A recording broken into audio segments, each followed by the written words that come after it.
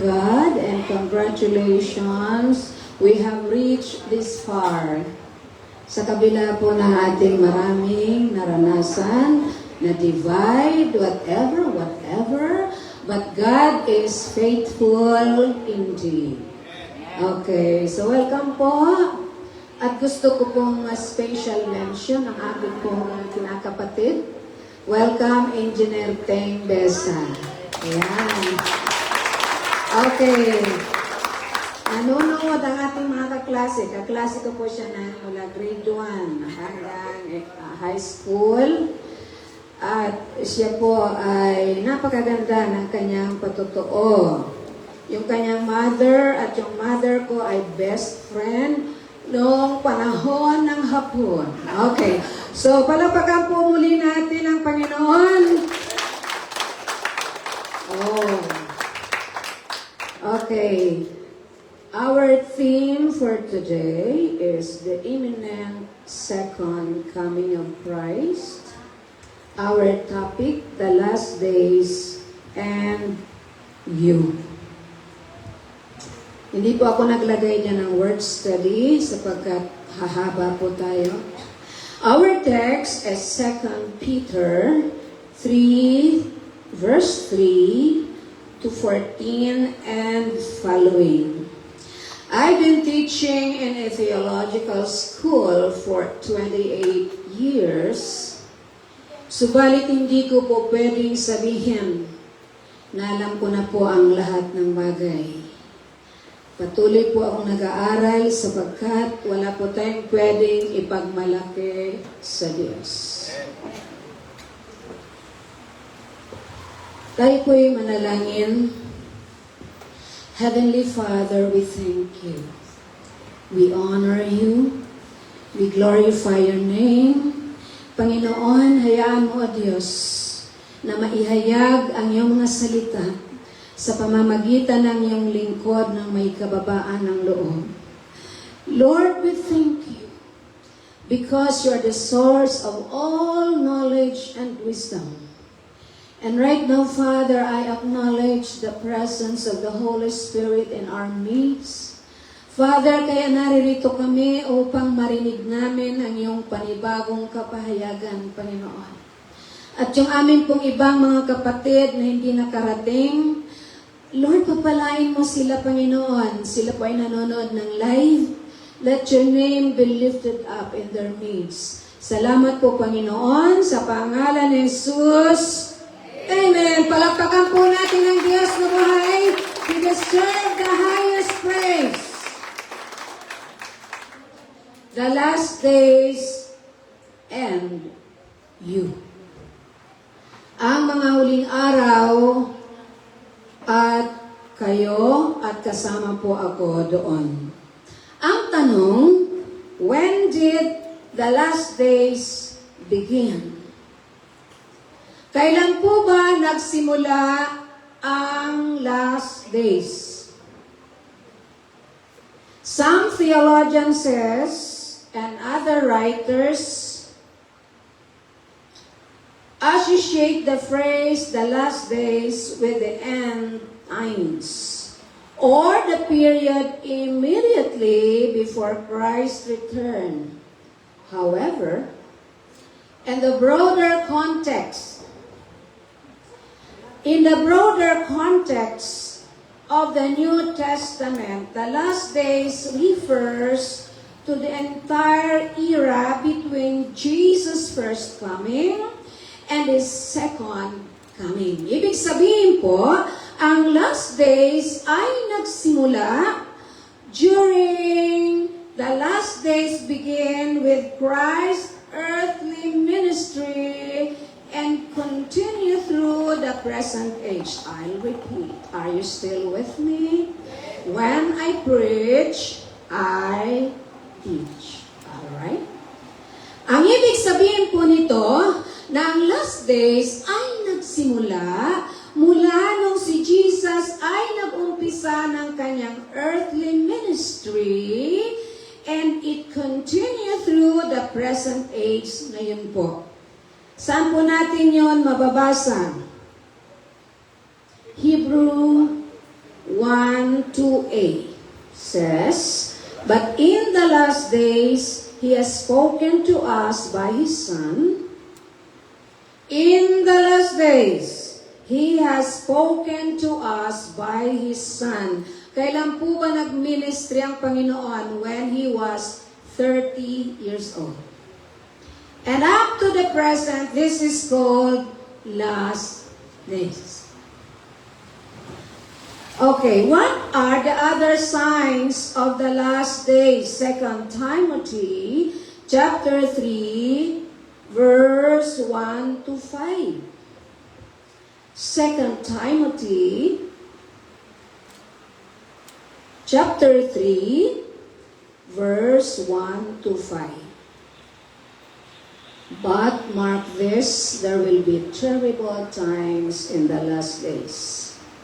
People will be lovers of themselves, lovers of money, boastful, proud, abusive, disobedient to their parents, ungrateful, unholy, without love, unforgiving, slanderous, without self-control, brutal, not lovers of the good." Ang sabi po ng Panginoon, sa mga huling araw ay ganito ang inyong makikita. Bigyan ko po ng diin yung pong masuwayin sa mga magulang. Pakisabi nga po sa katabi nyo, ikaw ba yon? O, ako ba yon? Yan, ang hilig niyong magtuturo. Ituro nyo ang inyong sarili. Okay. In Daniel chapter 12, verse 4, sinabi po dyan that knowledge will increase. Sa mga huling araw, ang kaalaman ay uusbong. Noong araw, ibon lang ang nakakalipad.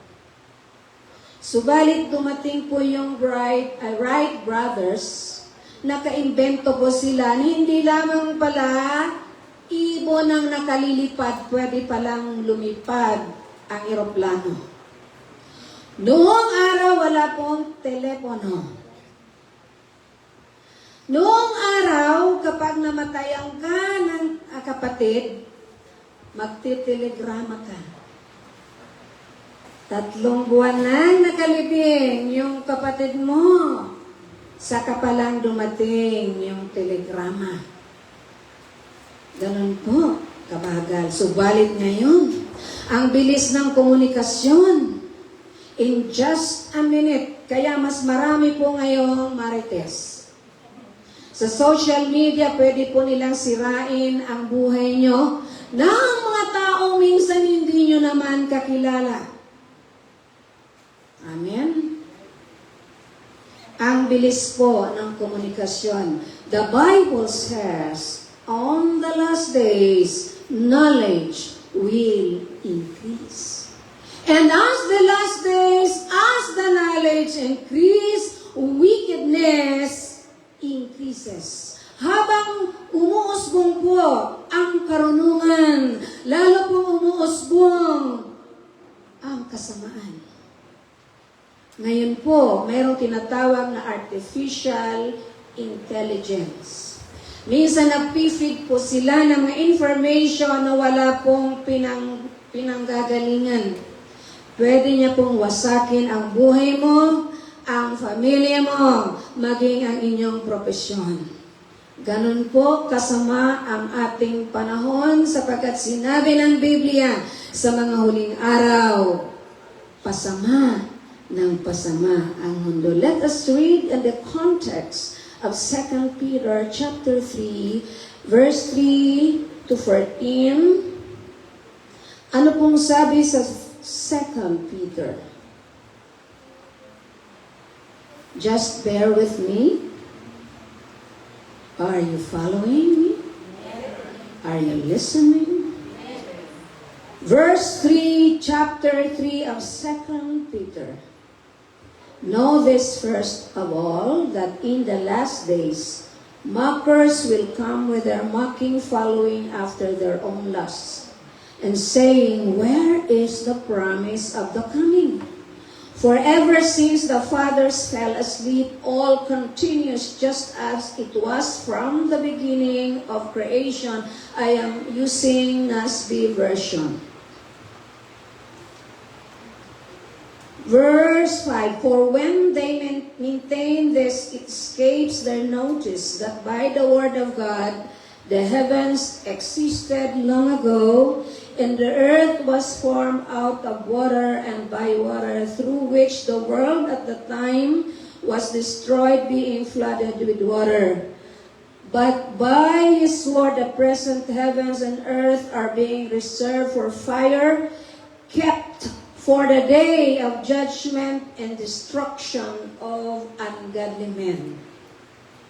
Continue. But by His word, the present heavens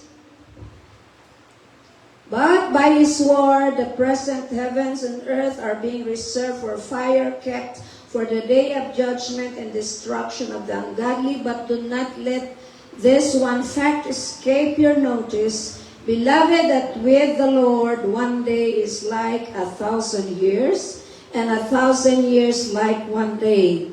The Lord is not slow about His promise, as some count slowness, but is patient toward you, not wishing you for any to perish, but for all to come to repentance. I will just continue later. Okay, buksan po natin. Dumako po tayo sa Genesis.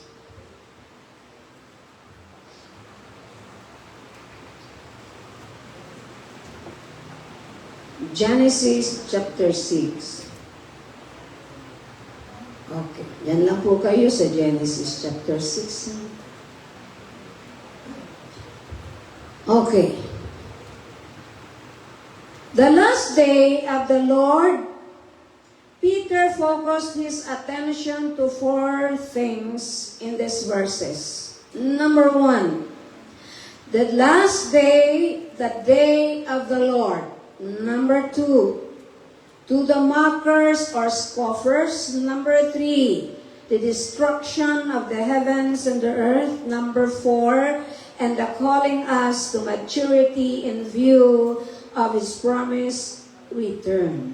So 4 po ang binigyang pansin ni Pedro sa mga talatang ito. Una, yung pong last days.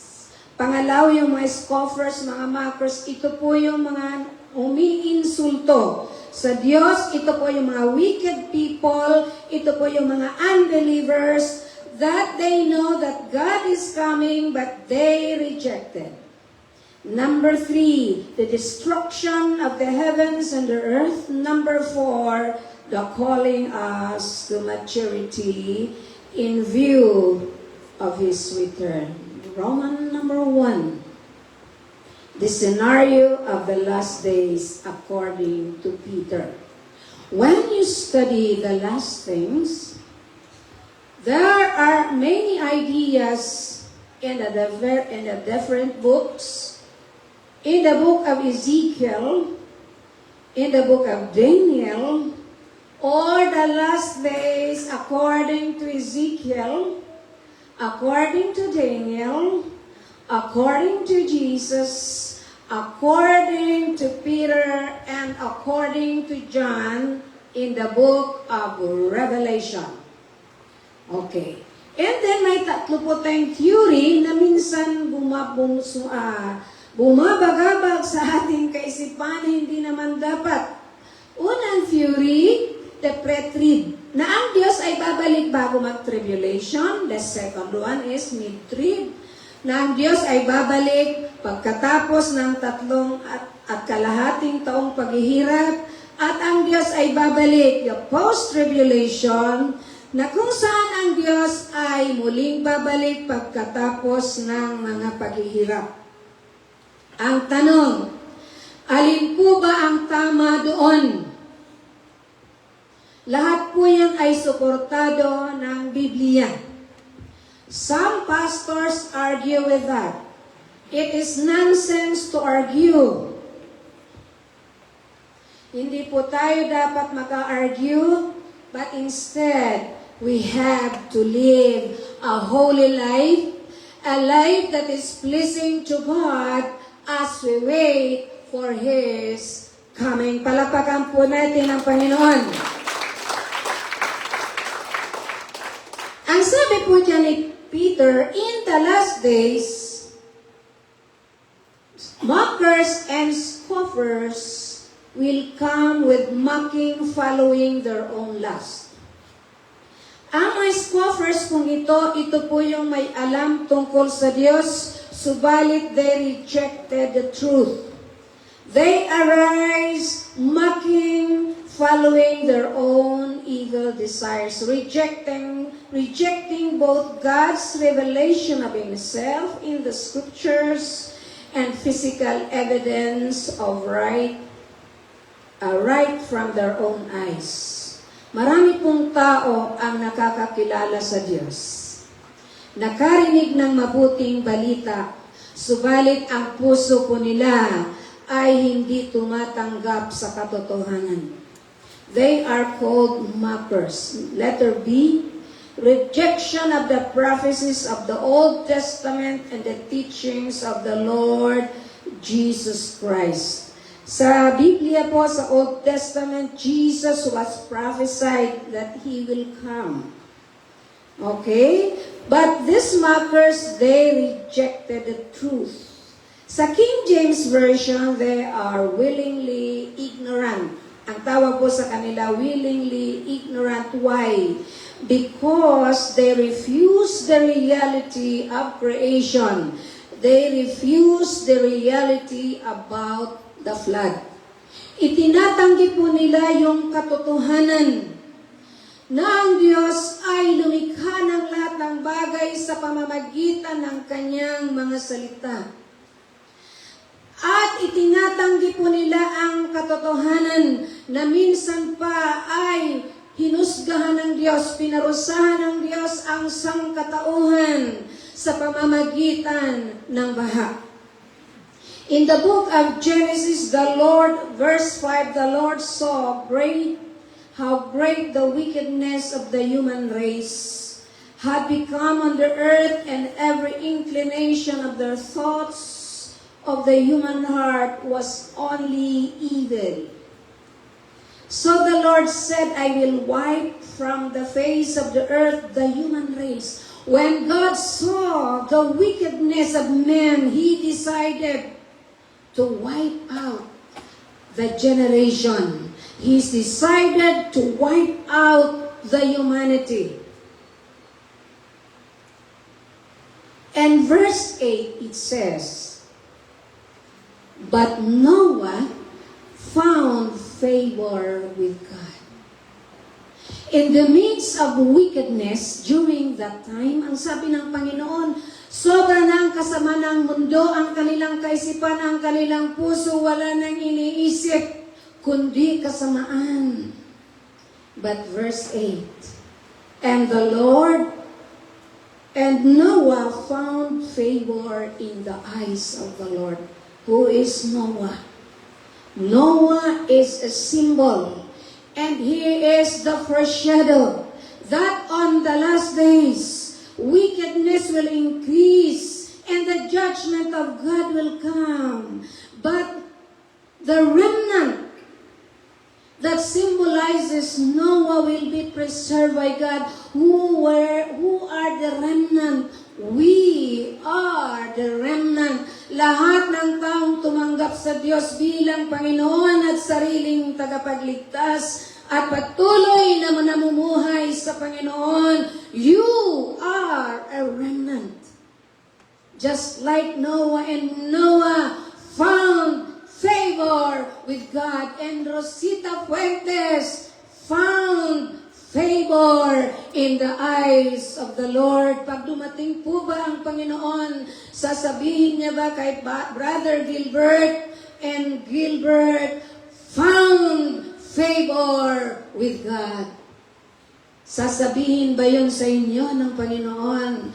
Kayo lang po ang nakakaalam nun sapagkat ang kaligtasan, hindi po yun nakikita sa panglabas na anyo.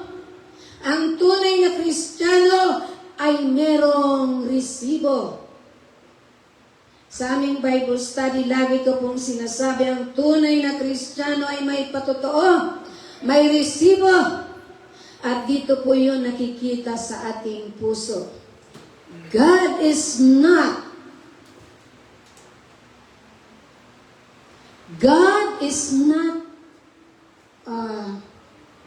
hindi po siya tumitingin kung ano ang ginagawa mo.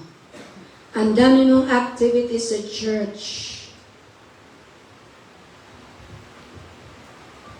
But your heart is far from God.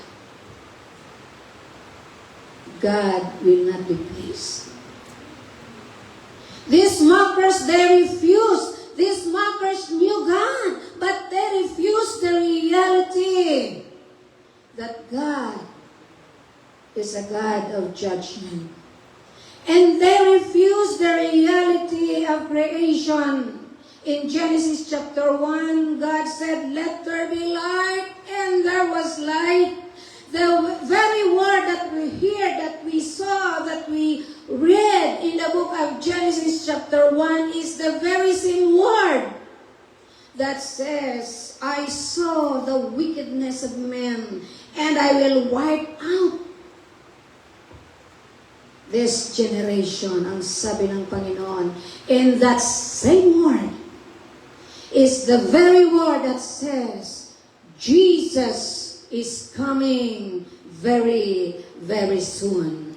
Ang sabi po ng mga scoffers, hindi yan darating. Namatay na yung ating mga ninuno. Nasaan ang pangako ng Diyos? Ang sabi ni Pedro, baka nakakalimutan nyo na minsan pa nilikha ng Diyos ang sanlibutan, minsan pa pinarusahan ng Diyos ang sanlibutan dahil sa kanilang karumihan. Amen? Are you following me? Palakpakan po natin ang Diyos. Yung pong palakpak sa Diyos na buhay. Hallelujah!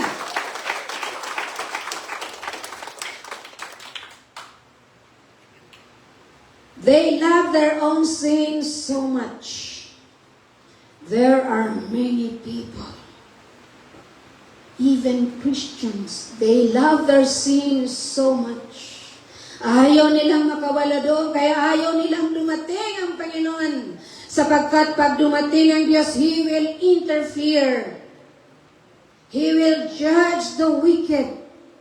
He will judge the bad people who do not have a personal relationship with God. They cannot accept the idea that God is a God of judgment. Yes, God is a God of love. He is a God of compassion and mercy, but He is also a righteous God who punishes the wicked and give rewards to the righteous. Ang sabi ng Panginoon kay Ate Violi, "Well done, my good and faithful servant." That is a reward. Hindi po biro ang maging Kristiyano. Pero ito po ay very rewarding. The coming of the Lord is our hope of glory. Sa ngayon, ang daming takot. Mamaya tatalakay natin what is the big one. Sa ngayon, ang dami pong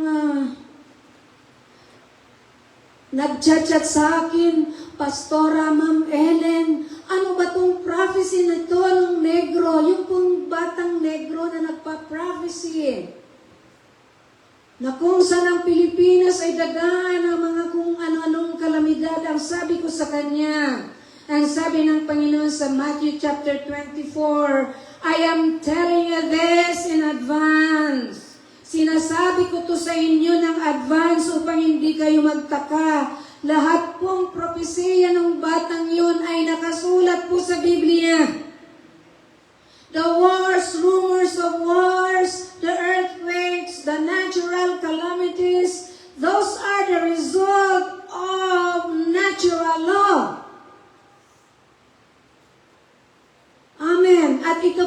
magaganap? Tingnan niyo yung tinatayuan niyo, inuupan niyo, nauuga na ba?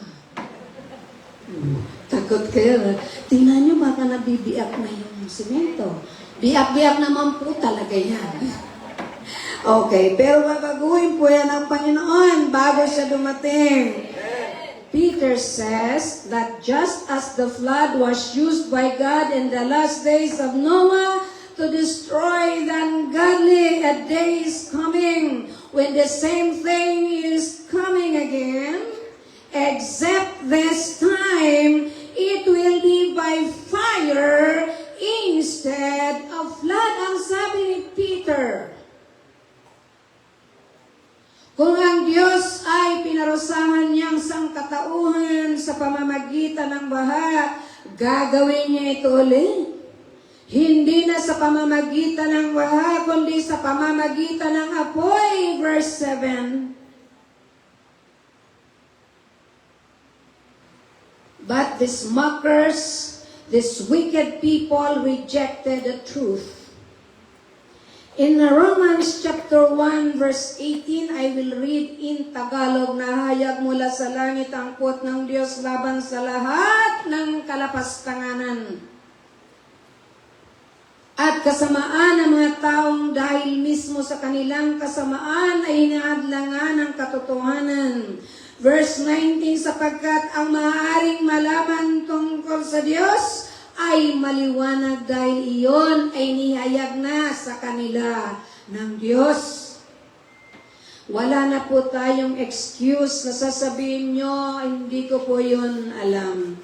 Lahat pong paraan ginawa ng Diyos upang malaman natin ang katotohanan. Amen? Hallelujah!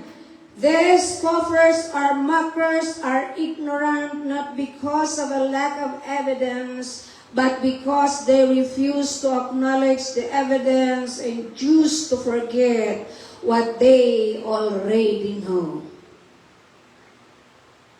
Amen? Are you still with me? Or are you sleeping? Yung pong gising, pumalakpak sa Panginoon. Ano ba naman kongregasyon niyang puro palakpak?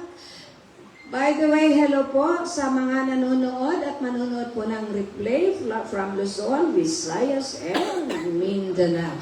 Ano ba namang kongregasyon niyan? Palakpak ng palakpak. Pagdating po ng Diyos, hindi lang po tayo papalakpak. Papatira pa po tayo.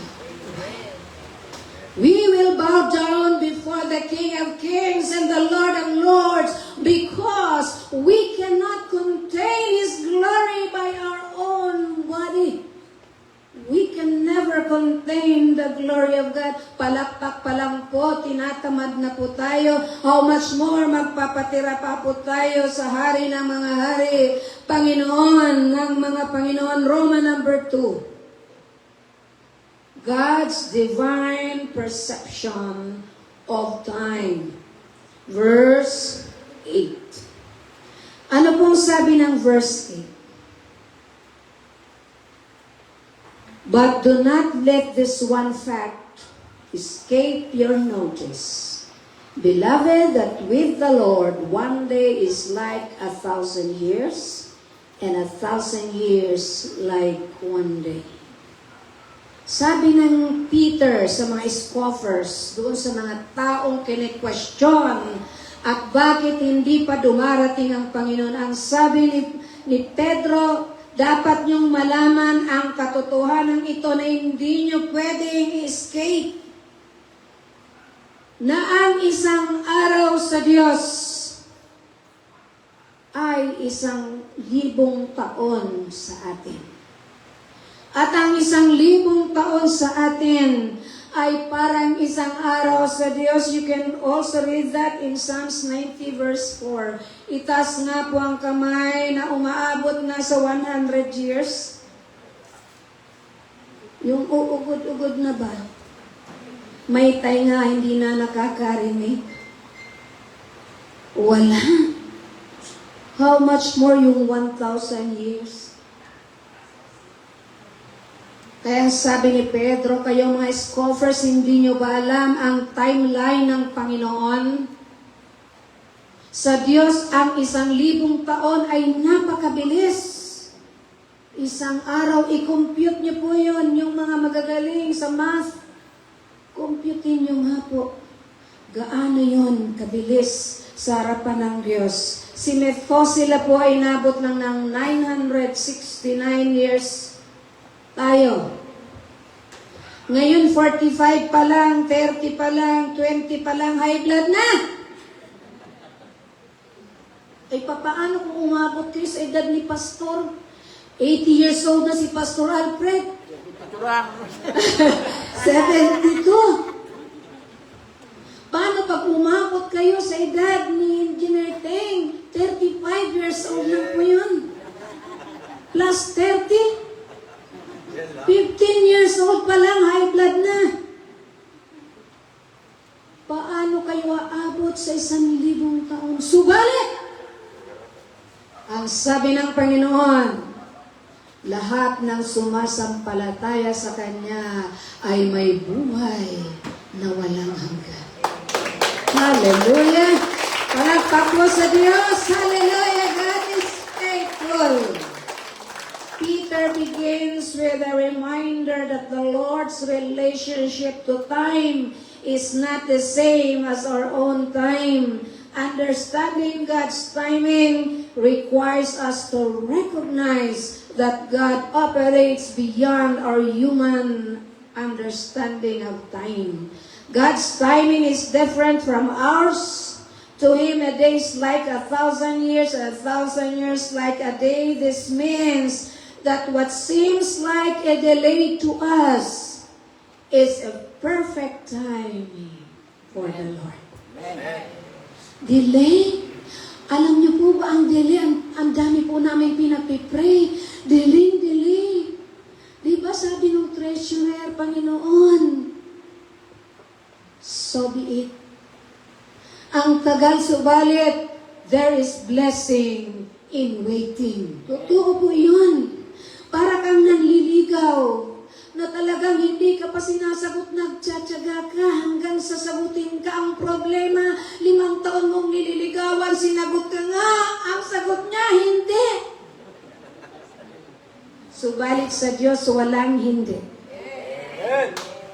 Palakpakan po natin ang Diyos. Sa Diyos, pwedeng oo,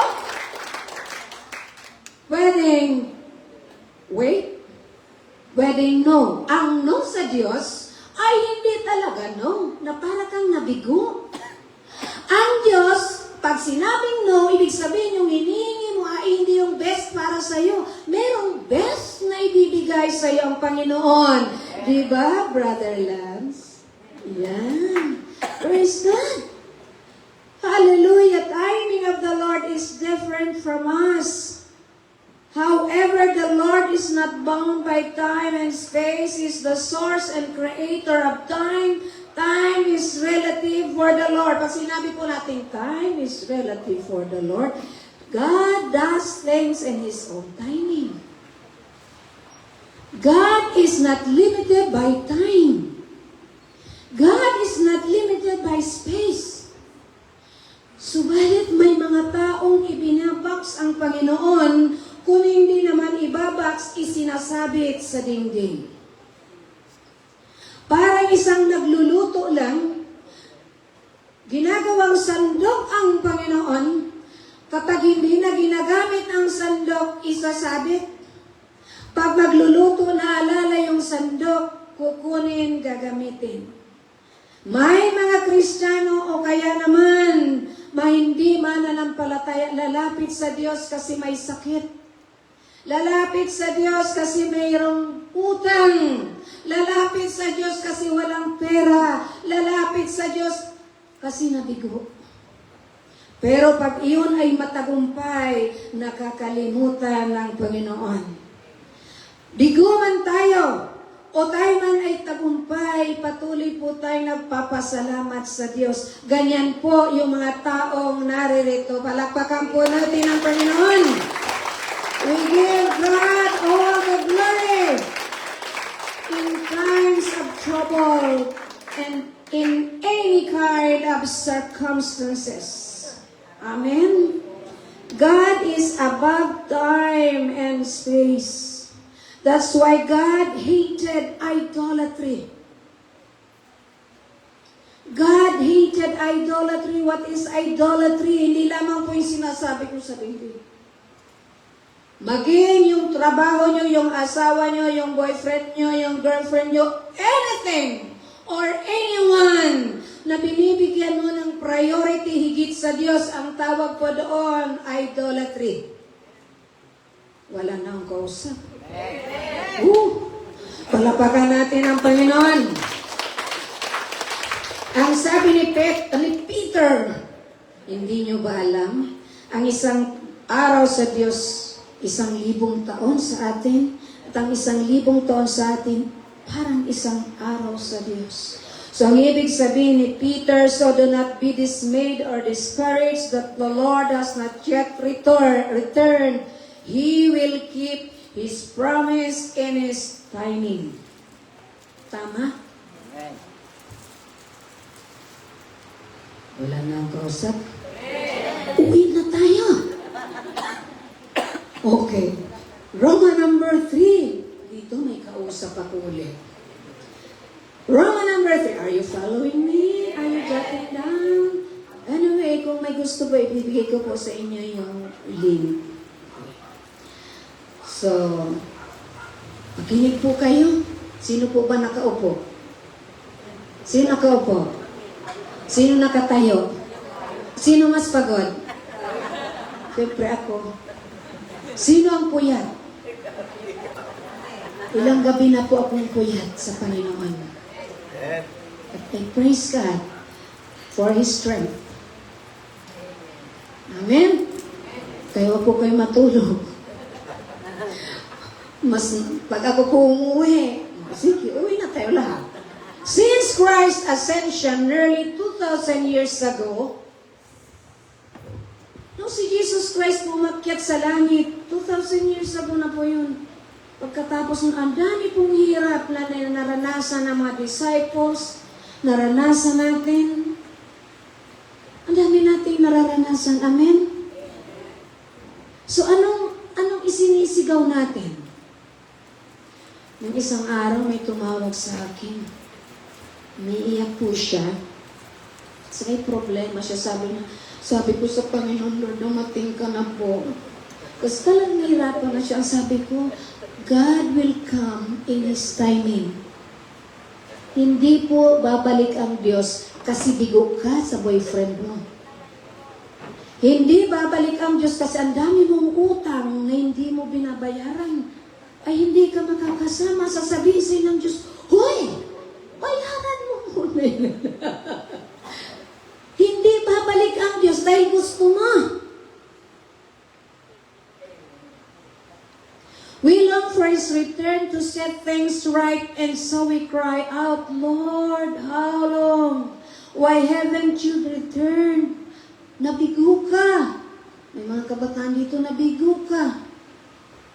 Nag-away kayo ng girlfriend mo, ng boyfriend mo.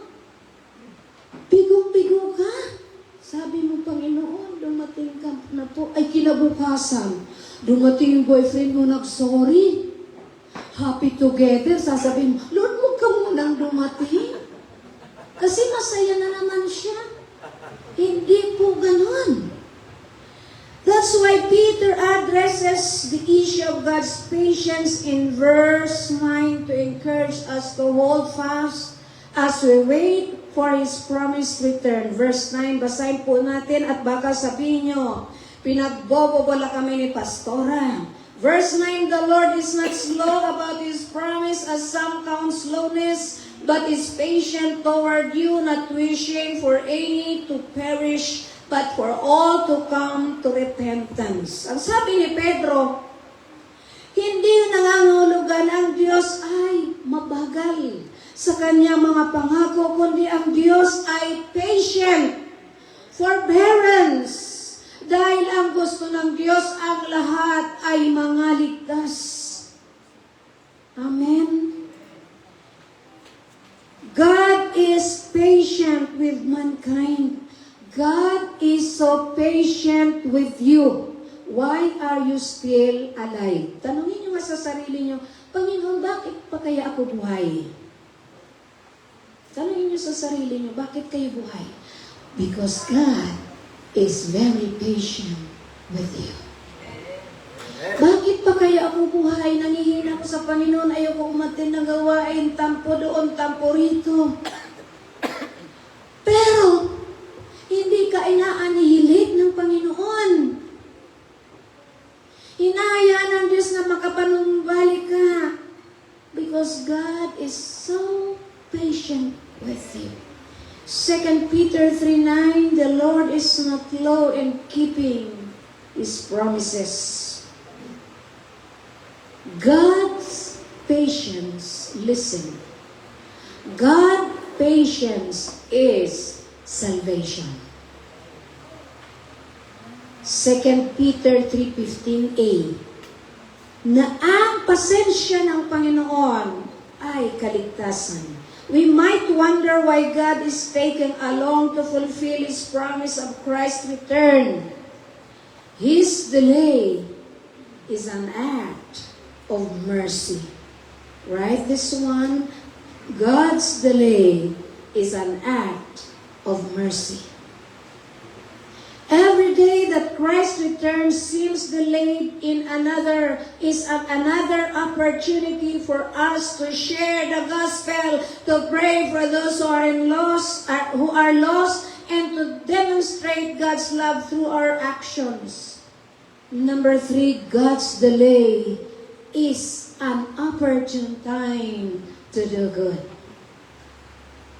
Ephesians chapter 2 verse 10 says, we are God's handiwork created in Christ Jesus to do good works which He prepared in advance for us to do.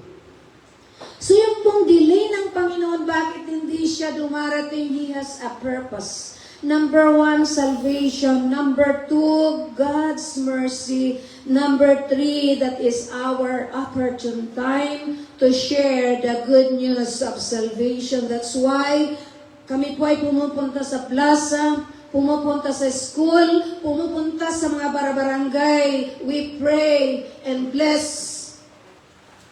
At minsan pumapasok po kami sa mga eskinita. We pray and bless and we evangelize. We have to take our time. Gamitin po natin yung ating oras, redeeming the time, for the days are evil. Samantalain po natin ang panahon na maibahagi si Kristo ang Panginoon, si Kristo ang tagapagligtas, si Kristo ang pag-asa ng mundong ito, si Kristo ay muling babalik. Sayang po ng panahon, nasa bahay ka, patulog-tulog, nanonood ng TV, nakababad sa cellphone. Kaya alam mo ang kwento ng mga artista kung sino ang naghihiwalay at kung sino ang nagkabalikan, tama? Hoy, wala akong kausap. Aminin. Let us redeem our time habang ang Diyos po ay hindi pa dumarating. When did Peter wrote the letter of 3 Peter? He wrote Peter 1st and 2nd Peter. 1 Peter, 2 Peter. Wala 3 Peter pala, chapter 3 yun. He wrote this letter AD 66, in between 66 to 67. A year before his martyrdom during the time of Emperor Nero. Kilala niyo ba si Nero? Kapitbahay niyo yun? It was written to the Jewish and Gentile believers scattered around Roman Empire, because during that time there was a severe persecution among Christians. So ito po'y sinabi ni Pablo AD 66, 67. Ilang taon na po tayo? 2025. Kung sakali, nung sinabi ito ni Pedro at ang Diyos ay bumalik ng muli, what will happen to the succeeding generation? To the next generation and to the present generation. Where are we? Kung bumalik na noon ang Diyos, papaano po tayo? Wala tayong kapag-asa. Amen? That's why God is a long-suffering God. He is very patient with you and me. Amen? So, wag po tayong nagmamadali, naiinip. God knows what He is doing.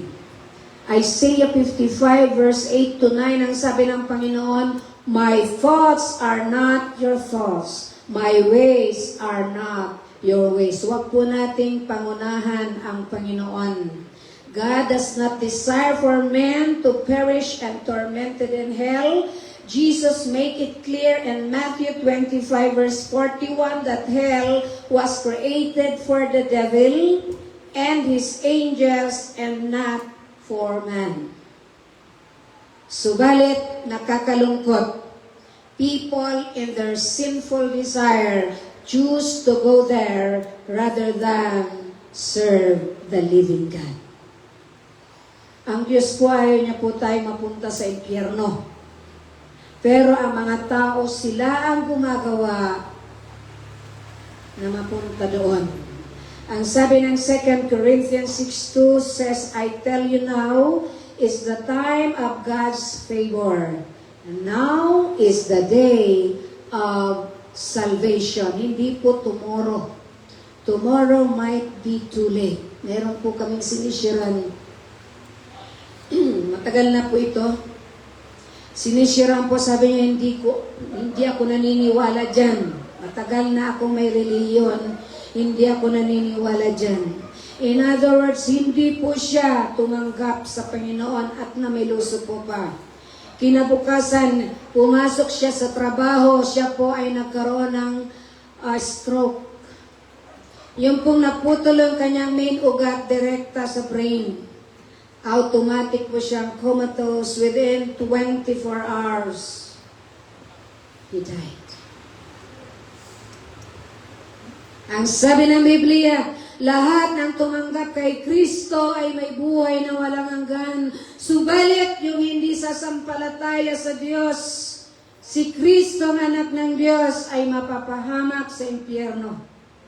Subalit yung sumasampalataya sa anak ng Diyos, chapter 3, verse 18 ng John, lahat ng sumasampalataya sa buktong na anak ng Diyos ay hindi na hinatulan. Subalit, yung hindi sasampalataya sa bugtong na anak ay hinatulan na.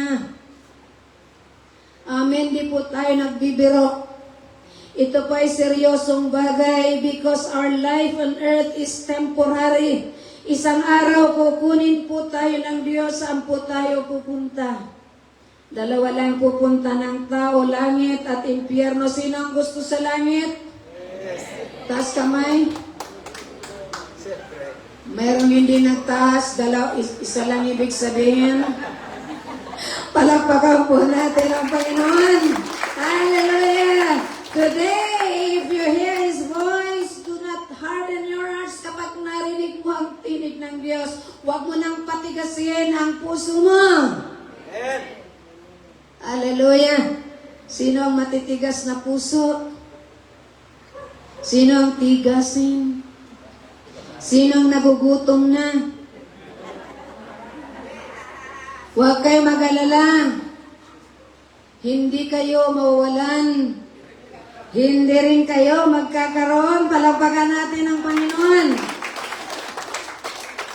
One of the signs of His imminent second coming in Matthew 24:14, and as the gospel of the kingdom will be preached in the whole world as His testimony to all nations, and then the end will come. Sino po ba dito ang hindi pa nakakatanggap sa Panginoon?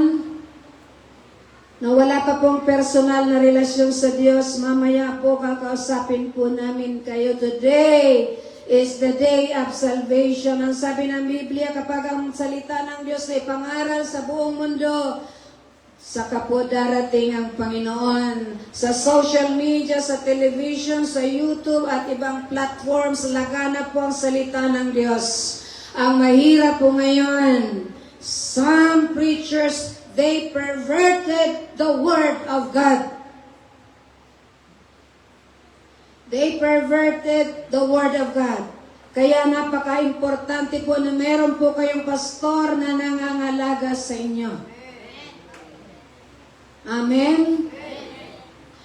Minsan naman may mga intruder na minsan Kristiyano na iisa-isahin ng mga manggagawa at aalukin. Magkaroon tayo ng Bible study upang i-introduce yung kanyang maling doktrina. Ang sabi ko, Panginoon, we are working with you. Bahala ka na sa Kanya, and we are moving through the power of the Holy Spirit. Hindi po tayo, sumusuntok sa buwan. Marami pong naglalakad dyan na mga intruder, may mga dalang Biblia. Yung mga Kristiyano, iniisa-isa, why not pumunta ka sa hindi mananampalataya? Ang dami pa po hindi nakakakilala sa Panginoon. Amen? Roman number 4, the certainty of Christ's return or the day of the Lord. Nakikinig pa rin po ba kayo? Yes. Ang gawin po natin hanggang 12:13. 12:13 ng madaling araw. The certainty of Christ's return, tingnan po natin sa verse 10.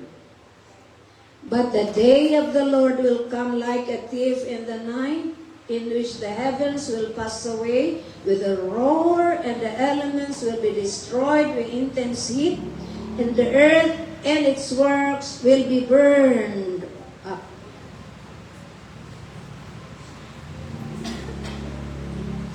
Dadating po ang Diyos na parang isang magnanakaw. Ang magnanakaw ba ay pupunta sa bahay ni na Sister Pau at sasabihin niya, Pau, pupunta ako dyan sa bahay niyo, pwede ba? Mamayang gabi, kukunin ko yung ref mo kasi ang laki. Gusto ko yun. Sasabihin ba yung magnanakaw? No. Ang magnanakaw, biglaan po yun. Inihalin tulad po doon ang muling pagbabalik ng Diyos. Mabilis. Amen? Kaya sabi niya, parang magnanakaw sa gabi. Ang tanong, kailan ba dadating ang Panginoon? Maraming nagtuturo, 2000 ganito, dadating ang Panginoon, may petsa pa. Ang sabi po ng Matthew 24:36, but about the day or hour, no one knows, not even the angels in heaven nor the Son, only the Father. Kaya pag may nangangaral po sa inyo, darating ng Panginoon bukas, itaboy nyo. False prophet po siya. Wala pong nakakalam. Maging ang mga anghel sa kalinitan, maging yung anak, kundi ang ama lang. Nung sinabi po ito ng Panginoon, siya po ay nasa katawang tao. Pero ngayon po'y bumalik siya sa langit, siya po ay Diyos na Diyos. Huwag niyong sabihin, hindi niya po alam. Siya po kasi ang babalik today, right at the very moment. Ano po bang hinihintay natin? Na meron po tayong mga earthquake drill. Bili tayong mga kit. Hindi po masama yun. Bibili tayo ng kit, may lamang tubig, may alcohol, may tinapay, may betadine, kung ano-ano pa.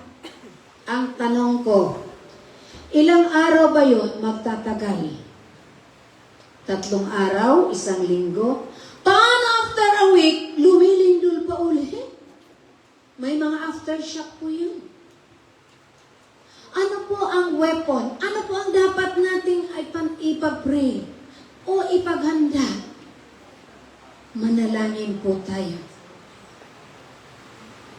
Kahapon o ng isang araw may tumawag po sa akin. Sa totoo lang, para sabi ko, Lord, sinasagot ko na yung tanong niya kasi yung negro na propetang bata pa, lahat daw ng hula ay nangyayari. Ano ito? Ano ito? Binigyan ko siya ng talata. Ang sabi ko, lahat yan nakasulat na sa Biblia. So kung ito man ay maganap, salamat sa salita ng Diyos. Sapagkat nagpapatunay lang na ang salita ng Diyos ay totoo at ito ay alam natin. Amen? Palapakan po natin ang Diyos. Ang tao ay naghihintay, naghahanda sa pagbabalik ng the big one. 8.9, 9 point something daw yun. 7 point something. Ang daming paghahanda ang nakakalungkot. Yung pong pagbabalik ng Panginoon ay hindi pinaghahandaan. Pinaghahandaan po natin ang muling pagbabalik ng Panginoon dapat. Tandaan po natin ang earthquake ay matagal na dumarating na noong pa. At malalakas pa yung mga kalamidad noong pa. At yung mga sakit at karamdaman na walang lunas noong pa yun, dumarating at ngayon nararanasan din natin. And that is a part, that is a sign that Jesus Christ will come. And that is a sign of the last days. So hindi po tayo dapat matakot, umangamba, umagtaka. Bakit nauuga ang inaapakan ni Lance? Anong intensity ba yung inaapakan nyo? Hindi po masamang maghanda, subalit ang pinakamalagang paghahanda ay ang muling pagbabalik ng Diyos. Because the Bible says that God will shake the earth. He will shake the shakeable so that the unshakable will remain.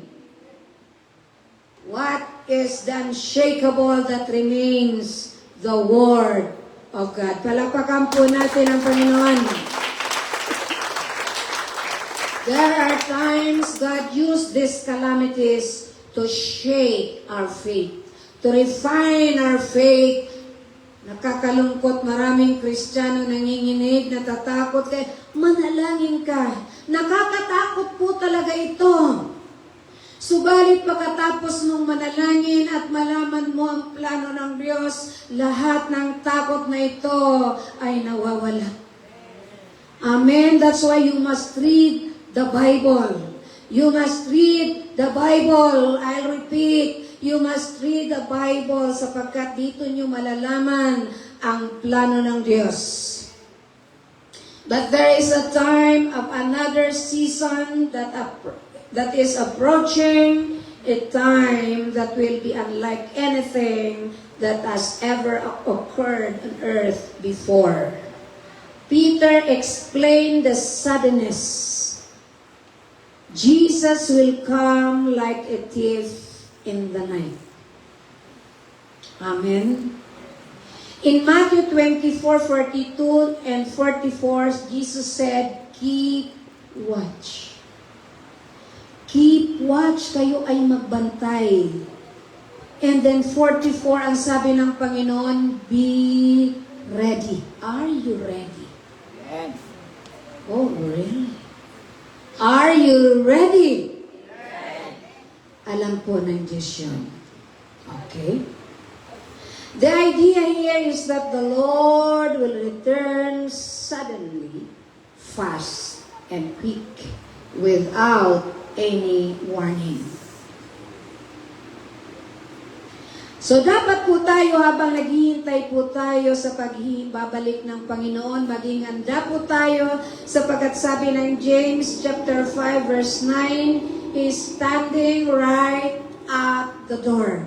Ang Diyos po ay nakatayo sa mga pintuan ng inyong bahay o sa pintuan ng inyong puso. Jesus is standing right at the door. Jesus will return. The time you don't think it will happen like a thief in the night. During the time of Noah, ang sabi ng Panginoon sa Matthew 24, verse 1 and following, kailangan po kasi basahin yung buo. Ang muling pagbabalik ng Diyos ay katulad nung time ni Noah. During the time of Noah, Noah gave warnings to them, but they never listened. Sila po ang sabi ng Panginoon, sila'y nagkakasiyangan, nagsisipag-asawa, naglilibang, at hindi sila nakinig. At nung dumating po yung baha, God closed the door of the ark. At ang sabi ng Biblia, anumang sinaraduhan ng Diyos ay walang pwedeng mabukas. So ang sabi ng mga tao, Noah, papasukin niyo kami, but there is no time. Sa ngayon po, ang sinisimbolo po niya, nangangaral po tayo ng salita ng Diyos, ang dami pong tumatanggi. Tanggapin po natin ang Diyos. Maniwala po tayo sa Panginoong Yesus sapagkat darating ang isang araw, hindi nyo na po maririnig na may nangangaral ng salita ng Diyos. Because Jesus said, enough is enough. Kaya yun po ay ginawang metaphor ng Panginoon yung kay Noah. Na nung time na ng baha, yung mga tao nagkukumaw, pumasok sa arko, sarado na po ang pinto. Hindi na sila pwedeng pumasok. Darating ang isang araw, hahanapin niyo ang Diyos, subalit hindi niyo na matatagpuan. Sabi ng Biblia, hanapin niyo ang Diyos while He may be found. Amen? Hanapin po natin ang Diyos habang siya pa po ay matatagpuan natin. Because darating ang araw, it might be too late. Tingnan po natin how did Peter describe the day of the Lord. The elements will disappear with a roar. The elements will be destroyed by fire, and the earth and everything done in it will be laid bare. That they will bring about the destruction of the heavens by fire, and the elements will melt in the heat. In verse 12, letter B. Noong araw sa Old Testament, Genesis chapter 6, ang mundo ay ginunaw ng Diyos sa pamamagitan ng tubig. Subalit sa ngayon, darating ang isang araw, ang mundo ay tutupukin ng Panginoon sa pamamagitan ng init. Ang sabi po rito, intense heat. The elemental principles of which the earth is going to be destroyed by heat with a temperature so hot that they are going to be liquid melt. According to nuclear physics, makinig po kayo. Nakikinig po ba kayo? Amen. Okay. According to nuclear physics has demonstrated the reality of this situation. The earth is ready for consumption by fire. That's why tayo po ay nakakaranas ng global warming. Global warming, at minsan yung mga bundok o mga volcano sa buong mundo, minsan sabay-sabay na sumasabog. Because the heat, yung pong init sa ilalim ng lupa sa mundo, ay sobra na po ang init, ang tendency po noon ay sumabog. At pag yun po ay sumabog, minsan sabay-sabay, nauuga ang lupa, lumilindol, because of the intense heat sa ilalim po ng lupa. Hindi po ito biro. Science does not contradict with the truth of the gospel. Science does not contradict with the truth of the scripture. Amen? Hallelujah! Palakpakan po natin ang Panginoon. Last days, a time of peril, war, rumors of wars, persecutions, destructions, lawlessness, natural calamities. But God will intervene. Ang sabi po doon sa Matthew 24:21, for them there will be great distress.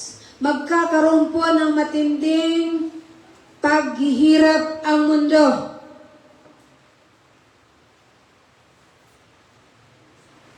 Ang paghihirap na hindi pa po naranasan ng sino mang nilalang Matthew 24:21.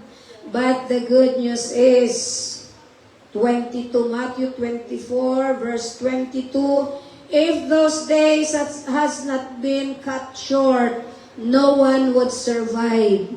But for the sake of the elect, those days will be shortened. May darating pong matinding paghihirap. Wars, rumors of wars, earthquake, famines, lahat-lahat na. Hindi pa po yun ang sabi ng Biblia, matinding paghihirap na hindi pa naranasan ng sinuman. But God will intervene for the sake of the elect. Because if God will not intervene, no man will survive. Bakit mag-i-intervene ang Panginoon? Because of us. Because of the elect. God so loved the world. Mahal po tayo ng Panginoon. We are the remnant. We are the picture of Noah. Noah foreshadows the remnant. Kayo po tayo, yung pong mga elect. Because of us. Just imagine, because of us, God will preserve the human race. Sapagkat pag hindi po mag-intervene ang Panginoon, there will be a racial genocide. Anong genocide? Yung pong pagpatay ng marami. Amen. God is good. God is good. Sasabihin nyo naman, Ma'am Ellen, post-tribulation yun. Good morning sa may mga estudyante po akong manonood. Post-trib po yun, Ma'am Ellen. Yes, because 2 Peter, his idea is post-trib. It is in line with Matthew 24. In the book of Daniel, ang idea niya po, the 70 weeks of Daniel and the 70th week, ang idea niya po ay yung pre-trib. And the book of Revelation, but in the book of Revelation, meron din po yung post-trib idea, which is which. Mas maganda na pong handa po tayo. When you study eschatology, do not try to study. Kung hindi po natin alam kung paano, magtanong po tayo. Kasi baka magkaroon kayo ng ganyan. God is good. God is good sa mga maraming mga nagtuturo. Sapagkat ang Biblia ay atin pong naiintindihan because there are many ideas, the account of Peter, the account of John, the account of Matthew, the account of Daniel, the account of Ezekiel. Amen? How can you harmonize all those books? Only God, through the power of the Holy Spirit, can teach us. That's why we are so humble. It is a humbling experience to teach. Amen. Palakpakan po natin ang Panginoon. Hallelujah. Ang title po natin, The Last Days and You. Ang ibig sabihin po noon, we must live in the light of the end times. Roma number 5, living in the light of the end times. Ano bang dapat nating ipamuhay? Ano po bang dapat nating gagawin sa mga huling araw? Magbabad sa social media. Hindi po masamang magpakarunong. Kapag kayo po yung nag-graduate na ng bachelor, mag-masteral po kayo, mag-doctorate, wala pong masama doon. As long as ito po ay ginagawa natin for the God, for the glory of God, hindi po masamang magpayaman. Kalooban po ng Diyos na yumaman. Subalit Subalit kung ang kayamanan mo ay ang humahad lang upang makalapit ka sa Diyos, iwanan mo yung kayamanan mo pagdating ng Panginoon. O pag kinuha ka ng Diyos, kung marami kang lupain, sayang nun. Kasi ang pupunta mo lang ay isang kapirasong lupa, 6 feet below the ground. Wala akong kausap. Gusto nyo na ba? Gusto nyo?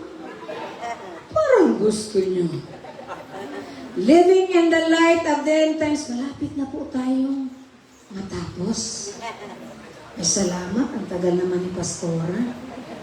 Kasi po nagsimula po tayo ay labas na rin po sa oras ng worship team. Verse 11. Ang tanong po dito ni Peter, if the things of this world will be burned, kasi susunugin. Minsan di pa sinusunog, may mga mukhang sunog na. If the things of this world will be burned, what kind of life are you going to walk? Anong klaseng buhay ang dapat nating paglakaran? Verse 11. You ought to live, sabay-sabay, you ought to live holy and godly lives. Verse 14. Make effort to be found spotless. Pag sinabi po natin spotless, walang dungis. Tingnan nyo katabi nyo, madungis ba? Walang dungis yan, naka-makeup yan kasi anniversary. Titingnan ng Diyos yung puso mo. Walang dungis, kapintasan.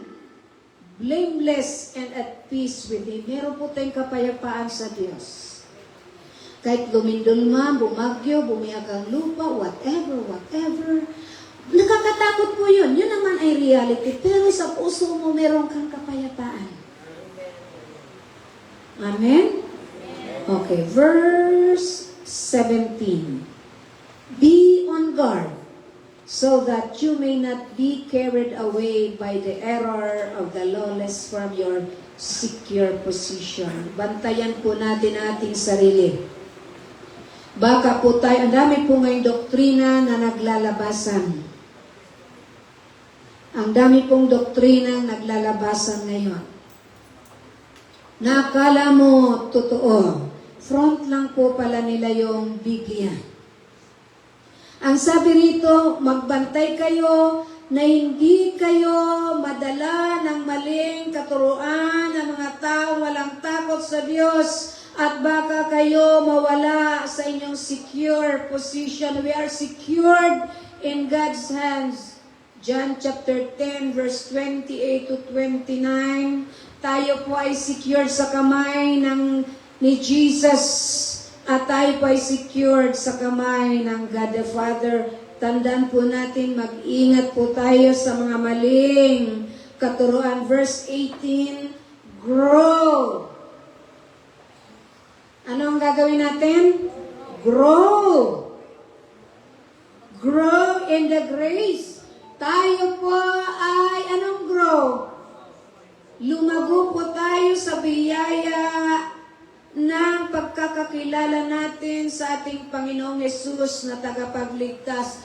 Grow in the knowledge. How can you grow in the knowledge of God? Read your Bible. Ang church po ay hindi lugar para magchismis. Para pag-usapan ang buhay ng may buhay. Church is a place of worship. Church is a place of prayer. Church is a place of sharing the good news of salvation. Who are the church? We are the church individually as hindi po tong building na ito. Ito po'y bulok na nga. Hindi ko sasabihin, ito po'y nabubulok na, bulok na talaga yan. Ang mahalaga, yung mga taong naririyan ay hindi bulok. Tingnan niyo yung katabi niyo. We have to grow. Hindi yung kaunting di ka lang makamayan, nagtatampo ka. Ang tagal mo na sa Panginoon. Okay lang kung bago ka, 20 years ka na sa Panginoon. Walang kausap. Meron ba dito yun? Hindi po biro ang muling pagbabalik ng Diyos. Huwag niyo pong hintayin mabiyak ang lupa. Huwag niyo pong hintayin ang 9.5 magnitude para kayo lumapit sa Diyos. Ngayon pa lang, today is the day of salvation.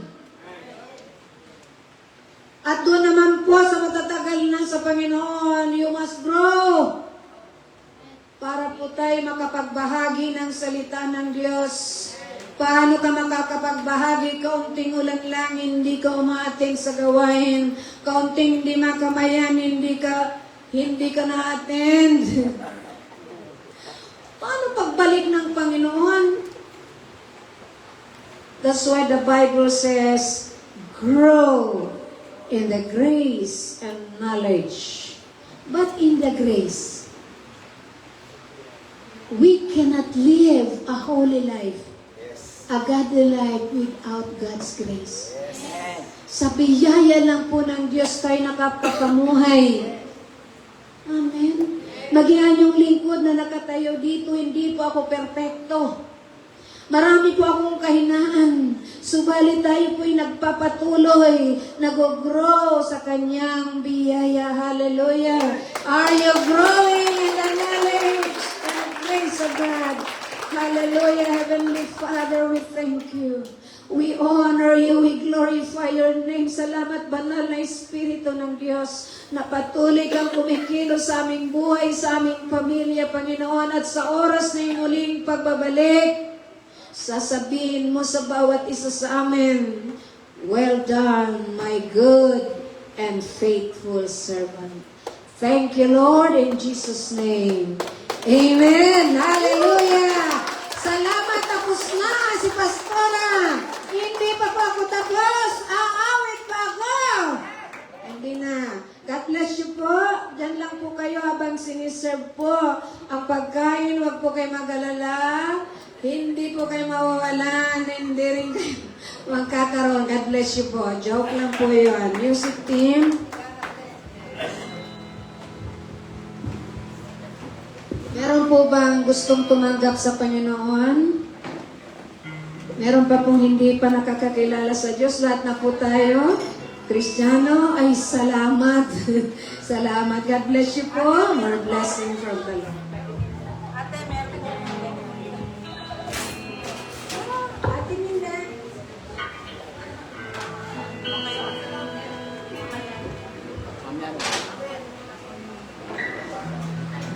Mag-ating na ba yung mga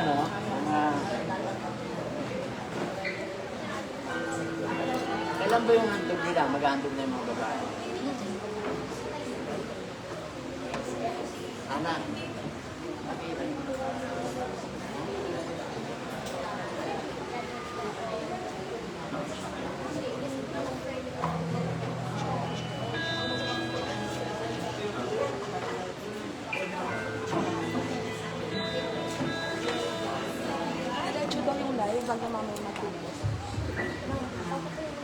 Thank you po, Pastora, sa napakagandang mensahe ng Panginoon. So, tayo po ay tinawag ng Lord para po maglingkod sa Kanya at ihayag ang mabuting balita ng ating Panginoon. So, maganda na po yung maghahandog. Maghahandog po yung women's po natin. Ihahandog po sila sa harap. Joke lang po. Pinaghandaan po talaga nila to. So, tayo po ay makinig at manood sa kanila. With matching costume pa po yan. Alis na po kasi kakanta sila. Opo, so, women's, tinatawagan ko na po ang mga kababaihan ng ating Panginoon, ang Women's Ministry.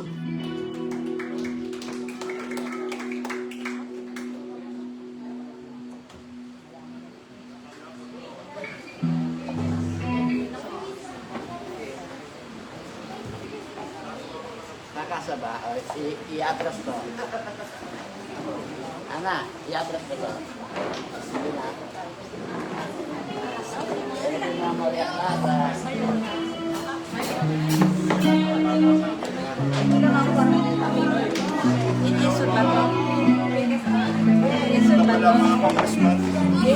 lang, Iso. Daan na po. Wala na yan. Nagpatato ako ng ano eh. Wala na po dadaan. Wala yan. Mamayan nyo na pansinin yan. Diyan kayo sa gitna.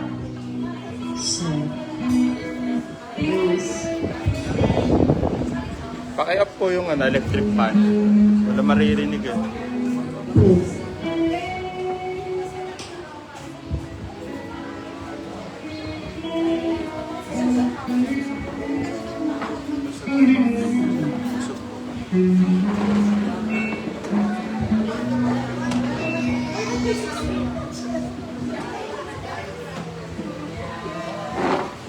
Bahala kayo. Pag walang tinamaan.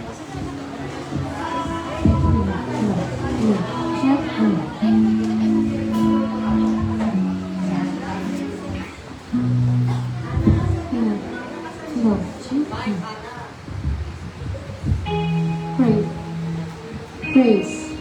Praise.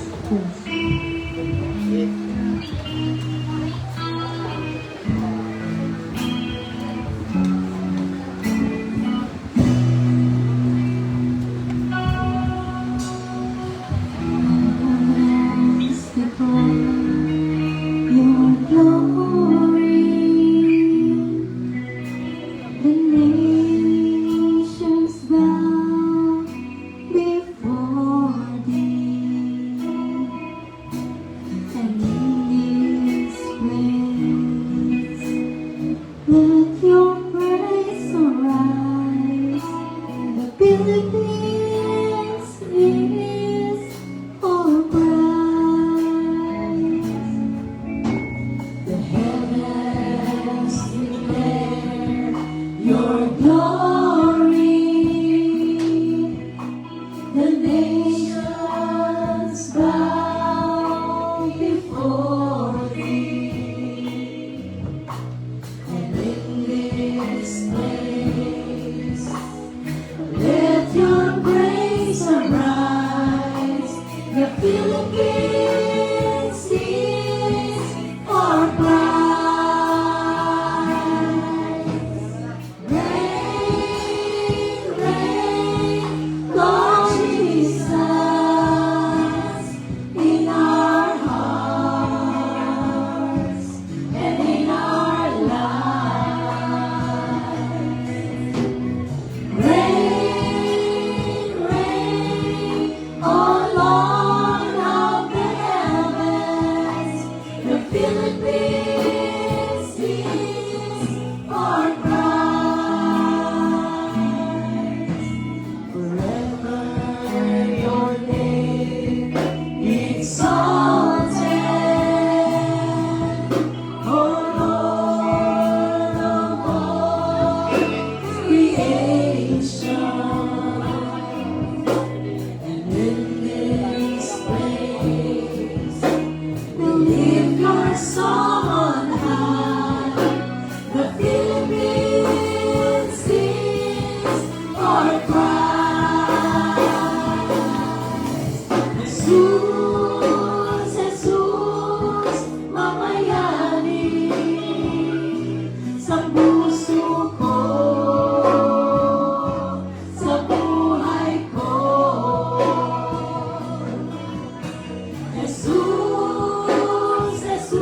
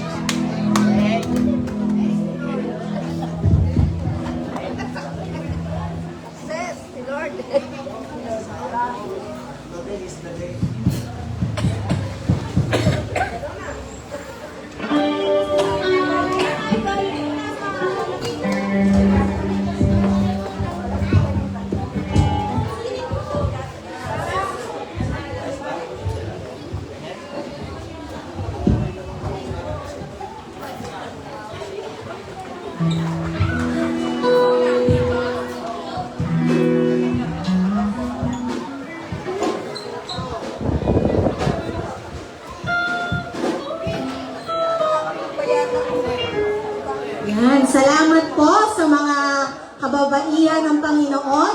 Salamat po sa mga talento na ibinigay ng Lord at hinapagamit po natin sa ating Panginoon.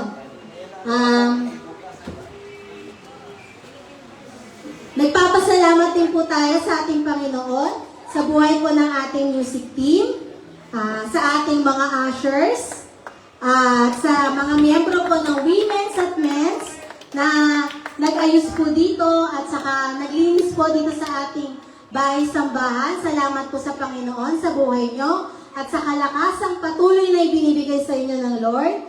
At salamat po sa lahat ng nandito ngayon, yung mga umattend po. Thank you po sa pagpunta nyo po at ina-expect po namin na next week po ulit makita po namin kayo. Amen? Amen po. Sama-sama po tayong sumamba sa ating buhay na Diyos. At tayo po ay dadako na sa ating offertory. Sige po, ibigay na po natin yung nararapat at para sa ating Panginoon.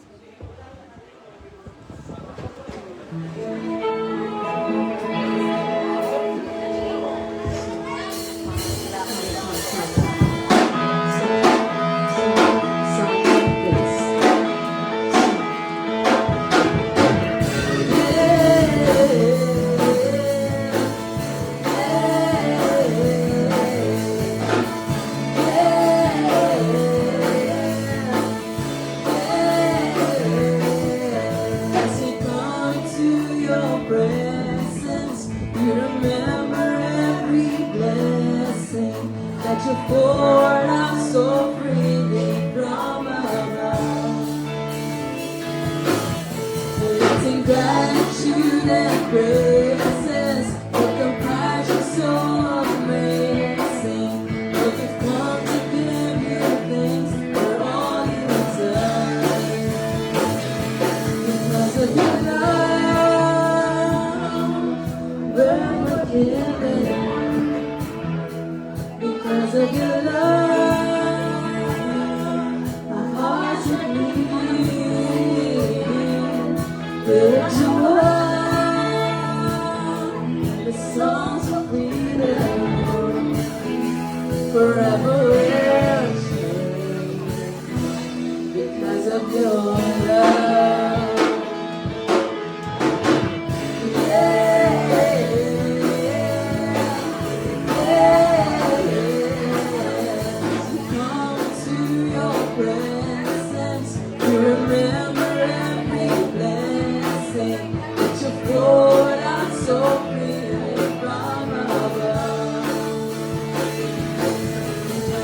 Gratitude and praises, compassion so amazing. We've come to give you thanks for all you've done. Because of your love, we're forgiven. Because of your love, our hearts are clean. We lift you up.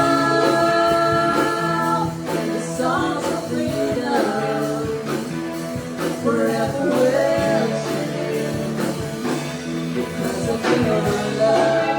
Because of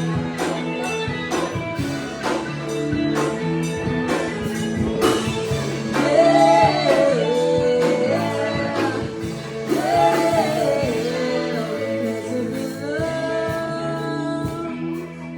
we're forgiven. Because of your love.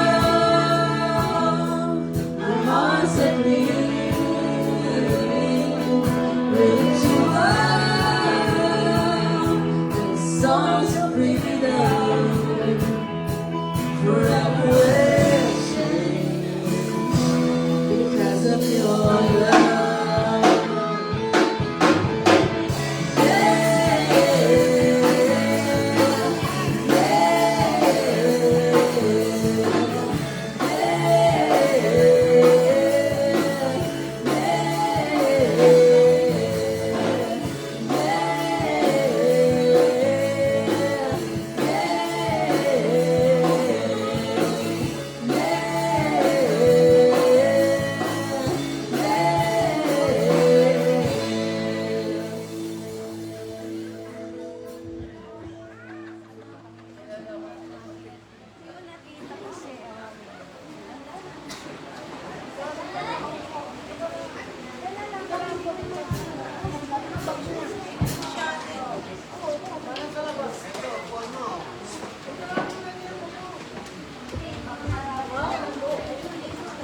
Okay, bago po tayo manalangin, ipag-pray yung ating tithes and offerings.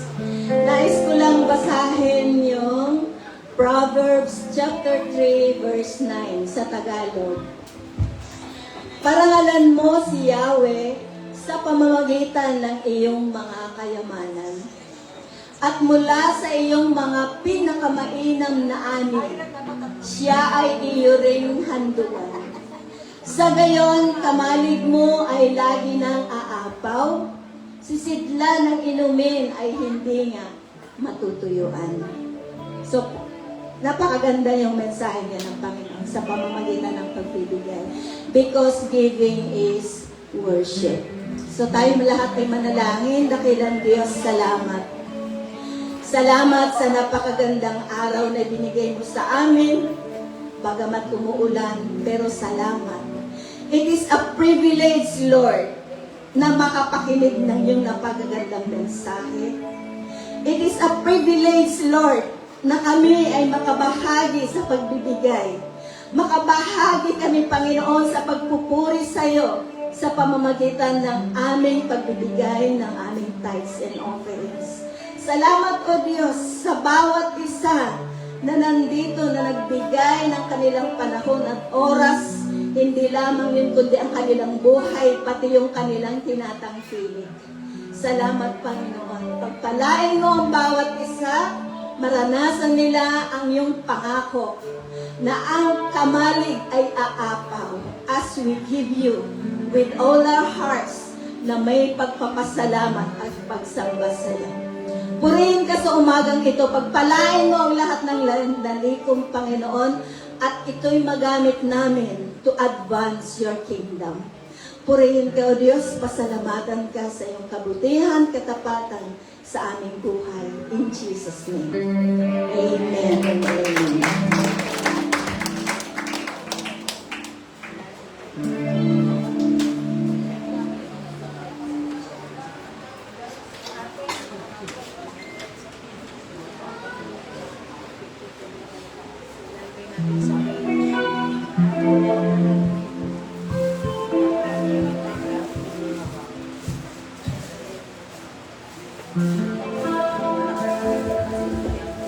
Sige po, tayo po ay tumayo.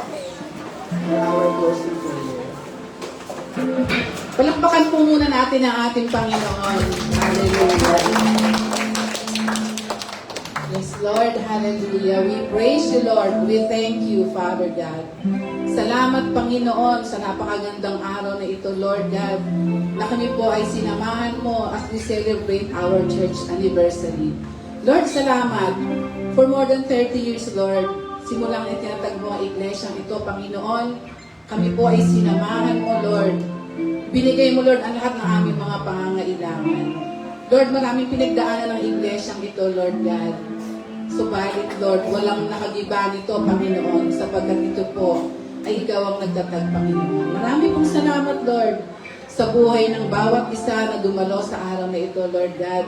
Sa mga members, sa aming mga visitors, Panginoon. Salamat po, dakilang Diyos, sa mensahe mong binahagi sa bawat isa sa amin. And Lord, kami po ay nagpapasalamat, Panginoon, sa buhay ng mga itinalaga mong magulang namin sa lugar na ito, Panginoon. Salamat, Lord, sa buhay ni Pastor at ni Pastora, Lord God. Pagpalain mo po silang nalo, Panginoon. And marami pa pong mabless, marami pa pong mabahaginan, Lord, ng pagpapala mo simula sa kanilang mga mensahe na pinaparating mo, dakilang Diyos. And Lord, as we celebrate today, Lord God, we are praying, Lord, na marami pa pong celebration na anniversary, Lord, ang aming isa-celebrate, Lord, sa mga darating pang mga taon. Marami pong salamat for your goodness, for your faithfulness, Lord God, and maging yung provision mo po sa aming pagsasalu-saluhan sa umagang ito, Lord. Salamat po, and we pray, Lord, na pakalinisin mo po ang aming kakainin at iinumin, Panginoon, at maging pagpapala po sa bawat isa. Thank you, Father. Thank you, Jesus. In Jesus' name we pray, amen. Salamat po, Panginoon. Huwag po muna kayong aalis, ha? Magpipicture taking po tayong lahat dito.